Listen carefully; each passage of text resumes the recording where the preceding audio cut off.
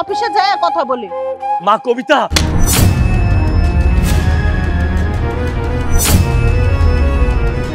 ছোট লোকের বাচ্চা, তোর এত বড় সাহস, তোর ওই নোংরা হাত দিয়ে তুই ম্যাডামকে টাচ করেছিস। তোর হাতে যে কত নোংরা লেগেছে, এখন যদি ম্যাডামের কোনো অসুখ বসুখ হয়ে যায় তখন কি তুই জরিমানা দিতে পারবি? এই ম্যাডামের চিকিৎসা হবে লন্ডন, থাইল্যান্ড, আমেরিকায়। ছোট লোকের বাচ্চা তারা তুমি সবকে দিয়েছে। আমার মনে হচ্ছে তোকে নিয়ে আমি পানিতে চুবাই, বাইচাস আমি হাতার জানি না, আমি তো ডুবে যাবো। সেই জন্য তোকে আমি, কত বড় সাহস এই নোংরা হাত দিয়ে তুই ম্যাডামকে, নো নেভার, আমি মেনে নিতে পারছি না। আপনারা এসব কি কইতাছেন? কবিতা আমার মেয়ে, আমি কবিতার বাবা। হেই ফকিনীর বাচ্চা, তুই কি বললি? তুই আমাদের ম্যাডামের বাবা? হাস্যকর। এই তোকে তো দেখে মনে হচ্ছে তুই একটা সামান্য এই এলাকার একটা চাকর, চামচাকু দেখার। আর তুই কিনা আমাদের ম্যাডামের বাবা কি করে হতে পারে? হ্যাঁ, এই সব ছোট লোকের বাচ্চারা, গরিব ফকিনীর বাচ্চারা, এই বড় লোকের সুন্দর চেহারা দেখলি না, ওরা এসে মেয়ে দাবি করে, বউ দাবি করে, ডার্লিং দাবি করে, কত কিছু দাবি করে। কিসের জন্য?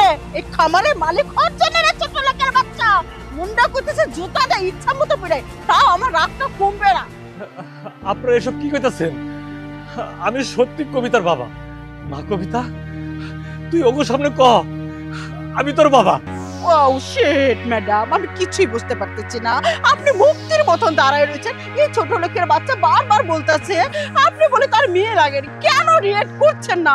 এই চুপ করে কেন দাঁড়ায় রয়েছেন? আপনি আমাদের অনুমতি দেন, দেখেন আমি ধাক্কা দিয়া ওই পুকুরে ফেলাই দেব, কোনো চিহ্ন থাকবে না, কোনো কেস মামলা কিছু হবে না, তাহলে আমার উপরে দায়িত্বটা আপনি দিয়ে দেন। না ইয়ে মানে আমি বুঝতে পেরেছি, এ মানে করতেছেন, তার মানে ফকিনের বাচ্চা আপনি বাবা না, আপনি একদম লজ্জা পেয়েছেন আমাদের সামনে। মুখটা কালো হয়ে গেছে, কালো হয়ে গেছে, তাই না? আরে ম্যাডাম, আপনি মশাটাকে মেরে হাত কেন কালা করতে চাইছেন আমি তো সেটাই বুঝতে পারতেছি না। আমি আসছি না, আমি জন্ম থেকে উত্তেজিত। এই ফকিন্নির বাচ্চা, তুই কি এখান থেকে যাবি নাকি আমি তোকে চুবাবো? ম্যাডাম সাঁতার জানে না তাতে কি হয়েছে, আমি কিন্তু সাঁতার ঠিকই জানি। এমন ভাবে চুবাবো না মরে পড়ে থাকবি, আর তোর লাশটাকে মাথায় ছিঁড়ে ছিঁড়ে খাবে। যা ফকিন্নির বাচ্চা। কবিতা, কবিতা তুই একবার আমার বাবা করে ডাক।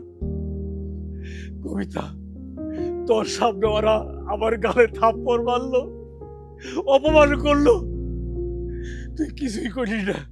তোর কি মনে পড়ে তুই যখন ছোট্ট আসিলি, তোর মায়ের বিরাট বড় অসুখ হয়েছিল, 2টা কিডনি নষ্ট হয়েছিল, আমার কাছে টাকা আসিল না চিকিৎসার জন্য। পরে এক অফিসারের অফিসে গেছিলাম সাহায্য চাওয়ার লাগিয়া। তোর মায়ের পেটের ব্যথার লাগিয়া ওই অফিসারের চেয়ারে বইছিল। অফিসার আয়া তোর মায়ের পেটের মধ্যে লাথি মারে। তারপর থেকে তোর মা মারা যাওয়ার সময় আমার মাথা দিয়ে শপথ কাটাইছিল, ওগো আমার মেয়ে তুমি অফিসার বানাবা। তারপর থেকে আমি প্রতিজ্ঞা করছিলাম যেমন করে হই মানুষের বাড়িতে কামলা দিয়ে হইলেও আমার মেয়ে আমি অফিসার বানাবো। মা, তোর সুখের লাগিয়া আমি আর কোনো বিয়া শাদী করি নাই, তোর অফিসার বানাবো কইরা আমার ঘর বাড়ি সম্পত্তি সবকিছু বিক্রি কইরা তোর আমি লেখাপড়া করাইছি।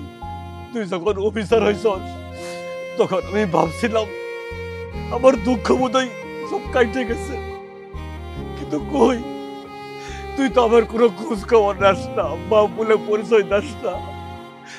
না, আমি আসলে ভুল করতেছি। আমার কোনো মেয়ে নাই, আমার একটা মাত্র মেয়ে আছিল, নাম তার কবিতা। ও কয়েক বছর আগে মারা গেছে, আমার কোনো সন্তান নাই। স্যার আমি ভুল করছিলাম, আমার ক্ষমা করে দেন, আমি ভুল করছিলাম, আমার মেয়ে মারা গেছে। ও লোকটা শেষ মুহূর্তে কথা শুনে আমার কেমন মায়া লাগলো, দুঃখ লাগলো।